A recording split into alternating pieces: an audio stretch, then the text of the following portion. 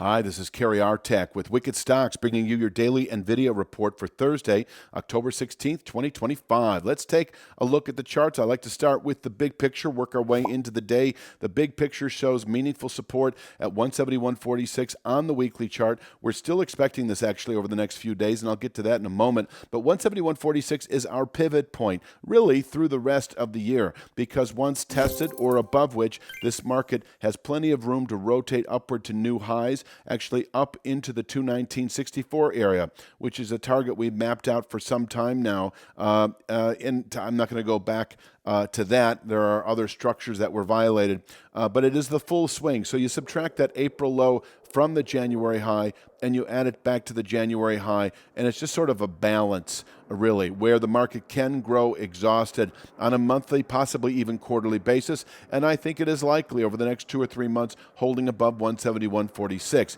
If, on the other hand, we were to close below 171.46, I would expect at least 148.48 within about 3 to 5 weeks, and I do think within 2 or 3 months we could fall all the way into the 110s, 120s, something in that area. I do have an idea on this. I just haven't got busy enough. I mean, I haven't gotten to creating the image for it, which we will present here in the coming days. So there's that. 171.46 is our significant pivot point. It is 171.17, by the way, on the daily chart. And it is actually expected between now and the end of next week below 184.18. 184.18, we settled below this 1 month channel bottom on Tuesday.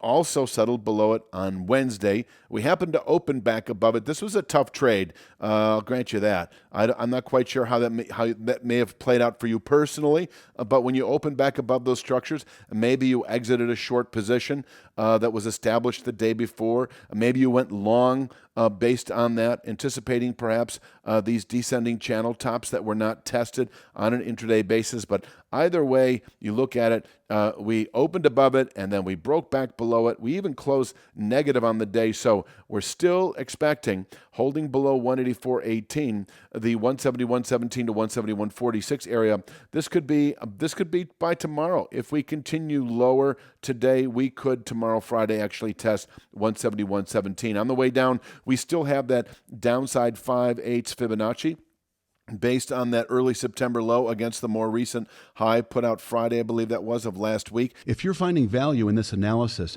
it's only a glimpse of what we offer. Your real trading edge starts at wickedstocks.com. Each week, premium members receive 2 high-probability stock picks. Each one comes with a complete trade plan, including exact entry, profit target, stop loss, and regular updates so you can manage the trade with confidence. You'll also get daily video analysis in the top traded markets, the SPY, the Triple Q, and NVIDIA, highlighting the key price levels, trends, and trade setups we're focused on. Whether you're day trading or swing trading, these insights help you zero in on the highest quality opportunities with clarity. Try it all free for 5 days. Cancel at any time. We could bottom out there on an intraday, possibly daily basis. If we close today, Thursday, below 176.12, we should tomorrow, Friday, test our 171 handle support. 171.17 to 171.46 is an area to take profits if you've been short following the settlement below 184.18, a 3 to 5 day swing trade. And it's also an area to bottom pick on weakness. You could get a decent price location on long entry that could then play out through the rest of the year into the 210s, 219.64, as I've already said. Of course, if we close below 171.17 on the daily chart, no good reason to be long NVIDIA if your time horizon is anywhere from, say, 3 to 5 weeks down to 148.48 or 2 to 3 months into the 110s, 120s. That would be a short sale opportunity, actually, to play the short side of the market as we move through the rest of the year if we were to close below 171.17.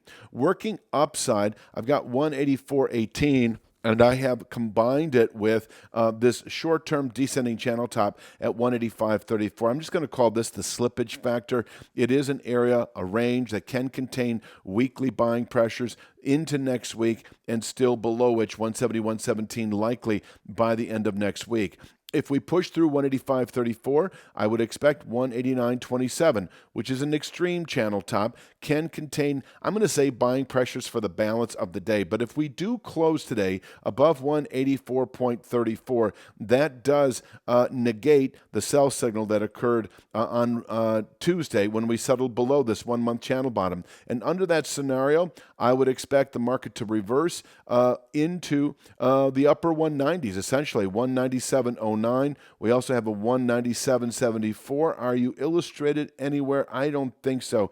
But I can tell you it's nothing more than a new channel top. If you were to draw a trend line from the September low against that recent low that was actually put out yesterday and extend a channel across the top moving up, it is the 197.74. So that's a long way for me to say if we close above 184.18, you can reverse and go long.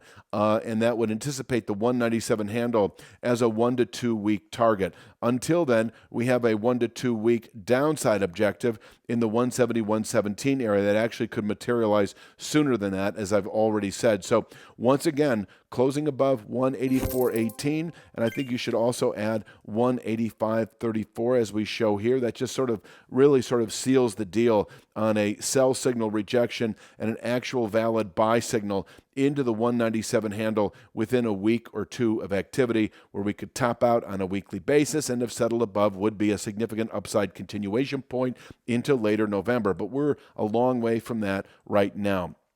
I do want to mention that earlier this week, wickedstocks.com put out a stock pick on Tuesday in Qualcomm. We've got another one coming out today, Thursday. You can check it all out by going to wickedstocks.com and taking advantage of our 5-day free trial. You'll also get our daily SPY and daily Triple Q analysis with that. So check us out at wickedstocks.com. I will be back tomorrow, of course, with Friday's NVIDIA report, and you have a great day.